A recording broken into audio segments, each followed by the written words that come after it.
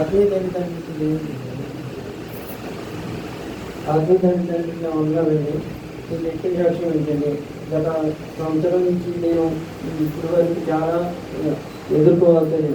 ఇబ్బందులు ఎదుర్కోవాల్సి వచ్చిందండి.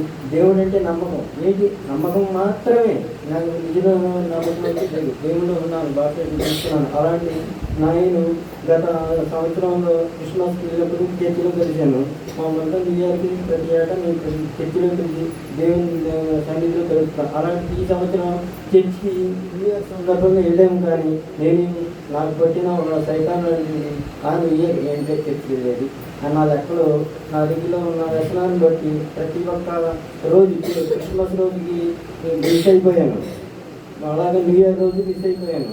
ఇక అక్కడ మా పెద్దయ్య గారు వచ్చి నాతో ఇంట్లో కూడా పెట్టినారు మా అయ్యగారి ఇంట్లో. ఆ రోజు మిస్ అయిపోయాను. నాలో పెట్టిన సైతం ఏమి తాగడం, ఇంట్లో కొనడం అలాగే చేసిన ఇక్కడ అక్కడ ఇక కార్యక్రమాలు అయిపోయిన తర్వాత మా ఈ నెల 12వ తారీఖున ఇక్కడికి వచ్చాం. ఇది క్రిస్మస్ టూర్ వేసుకున్నానికి వెళ్ళాము, వచ్చిన తర్వాత ఇక్కడ మరుసటి రోజు తెల్లవారితే శుక్రవారం ఇంకా నాలో ఒక భయంకరమైన మిషన్ యంత్రం. అది ఎలా ఉంటుందంటే కరెంటు ఉంటే రన్నవిద్ది. అది నేను ఆహారం తిట్టలేదు, నీళ్ళు తాగట్లేదు. అసలు ఎలా ఉందంటే నా సిచ్యువేషన్ ఒక యంత్రం రోబోలాగా తయారైంది.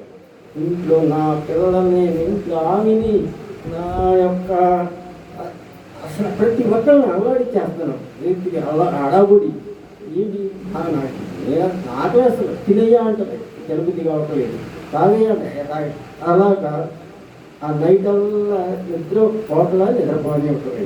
అది నాకు తెలియట్లా. నేను ఒక మనిషి, నాకు అసలు చలనం తెలుస్తున్నా.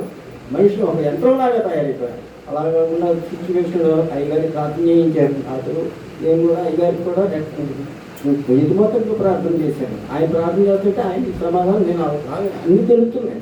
కానీ నా శరీరం మండపారిపోయింది.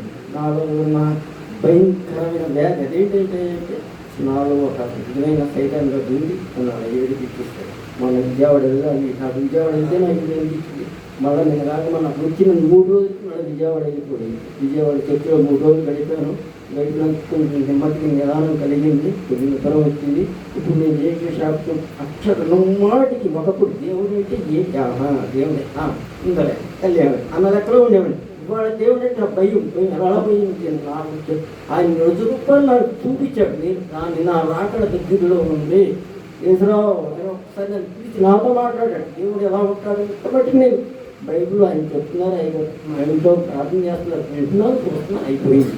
అసలు దేవుడు రాక ఇలా ఉంటే మనం ఇలా అయిపోతామా అని అసలు ఆ యొక్క మంటలో నన్ను పడాల్సిన విధానం చూస్తుంటే నాకు భయభ్రాంతులు కలిగి బాబు ఇది నుంచి దేవుడు వదలకూడదు బాబా, ఇది నుంచి నాకు చాలయ్యా అని ఏడుస్తూ ఇక నుంచి నా పిల్లలకు వచ్చే పరిణామాలు ఆయన అన్నాడు. నేను ఒక సాక్షిగా నిలబెట్టి నాతో మాట్లాడి చెప్పాడు. నేను నాకు ఒక సాక్షిగా నిలబెడతాను. అలాగే నిలబెట్టుకుంటున్నాడు. నిలబెట్టాలి. ఈరోజు నా సాక్ష్యం ఏంటంటే నా బట్టి ఒక పెద్ద స్థాయి, ఉన్నత స్థాయిలో నిలబెడతాను. నా సాక్షిగా నిలబడతా ఉన్నాను. అలాగే చెప్పిన శాస్త్రం 100కి 100 ఈ మనం చేసే ప్రతి ఒక్క పాపాన్ని తిరుగుతున్న నలుగురిని మార్చు చాలు నీకు తెలకెళ్తానని నాతో మాట్లాడిన దేవుడు. ఎందుకంటే అయ్యి బాబు దేవుడు మనం ఇంత బాగొట్టుకుంటున్నామా, ఇంత నష్టపోయామా అని నాకు ఇప్పటికీ ఆ సిచ్యువేషన్ కలుసుకుంటే కళ్ళ నీళ్ళు తిరిగి వచ్చేస్తున్నాయి. అయ్యో నా బిడ్డలు లేదు, నాకు ఇంకెందుకు నాకు కోర్టు అసలు ఏమసలు నాకు ఈ దేవుడు ఉంటే చాలయ్యా. అదే నేను చాలా బాధపడుతూ నా పిల్లల్ని అయ్యా దేవుడి నుండి ఇంటికెళ్ళంటారు. ఈ జనపమైన ఇస్తానన్నారు. నాకు ఏది కోర్టులో వస్తలేదు, దేవుడిని తీసుకోవాలి. ఆయన ఉంటే మీకు బియ్యం ఇటు వెళ్ళా బియ్యం కలిగిద్దయ్యా నా బిడ్డలు నేను చెప్తాను. అలాంటి వరకు నాకు వేసుంటే వేసిన ఆయన ఉంటే కాదు నన్ను మార్చి నన్నుతో జనపరమైన ఇస్తున్నాను. అదే నా చిన్న సాక్షి.